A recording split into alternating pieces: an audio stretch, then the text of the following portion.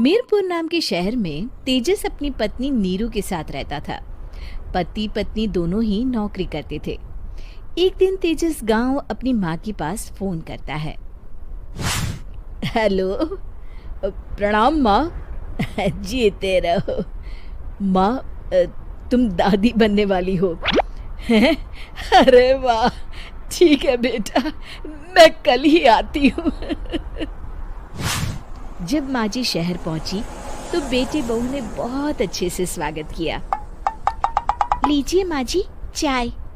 अरे गर्मा गर्म पकोड़े ले आओ माँ के लिए। नीरू रसोई में गई और 2 मिनट में ही पकोड़े ले आई। जी ये लीजिए। बहू, जादू से बनाए हैं क्या? अभी तो रसोई में गई थी। यम्मी। माँ जी, शीला रसोई में पकोड़े तल रही है, मैं बस लेकर आई। हे भगवान, मेरा धर्म भ्रष्ट कर दिया तूने। अब तो गंगा जल से शुद्धिकरण करना होगा। दूसरे दिन, माँ जी मैंने नाश्ता बना दिया है, ऑफिस जा रही हूँ। पर अभी तो घर का सारा काम पड़ा है। शीला आती ही होगी, झाड़ू पोछा बर्तन कपड़े वो सब कर लेगी। हमारे जमाने में घर का सारा काम हम ही करते थे। जी माँ जी, आप बहुत होशियार हैं, मैं घर ऑफिस दोनों नहीं संभाल पाती। तो जरूरत क्या है घर से बाहर जाकर चाकरी करने की? वैसे भी घर का काम खुद करने से घर में बरकत आती है, समझी? पर माँ जी। पर वर कुछ नहीं, इस महीने की पगार मिले फिर ऑफिस बंद। हाँ। रात को नीरू तेजस से कहती है, सुनिए जी, माँ जी बोल रही थी कि मैं नौकरी छोड़ दूं। वैसे ठीक ही तो है, अभी तुम्हें आराम की जरूरत है।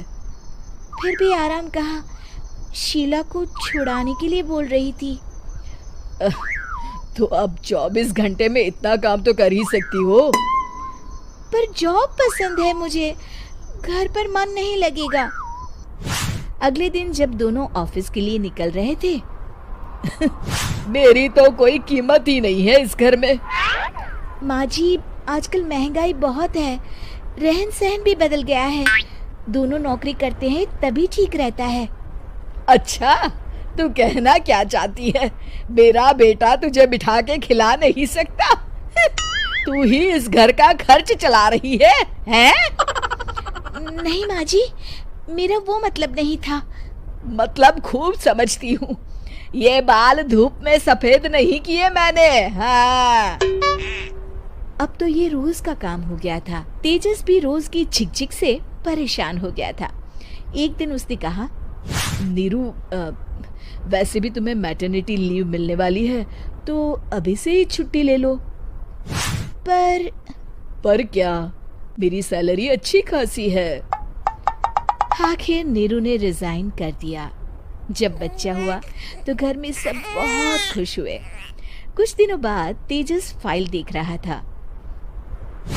क्या हुआ तेजस, कुछ परेशान लग रहे हो?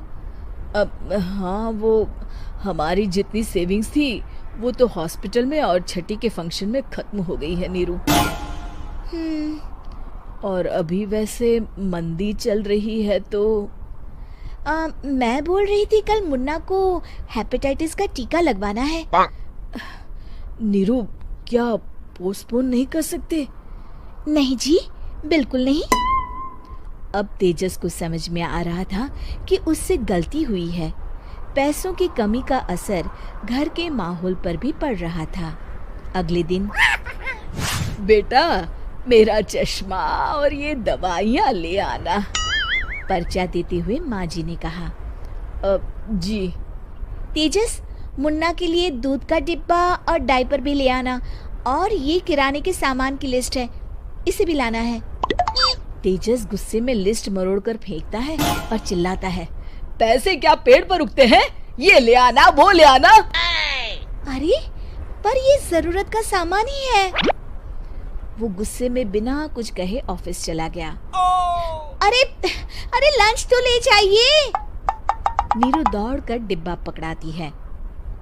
एक दिन खाना खाने के बाद, नीरू, अब तो मुन्ना कुछ बड़ा हो गया, तो अब तुम वापस ज्वाइन कर लो ना जॉब। पर इस रिसेशन में जॉब मिलना बहुत मुश्किल है। ट्राई तो करो। फिर मुन्ना? माँ जी है ना, और एक फुल टाइम मेड भी लगा लेंगे। पर माँ जी, उन्हें तो पसंद नहीं।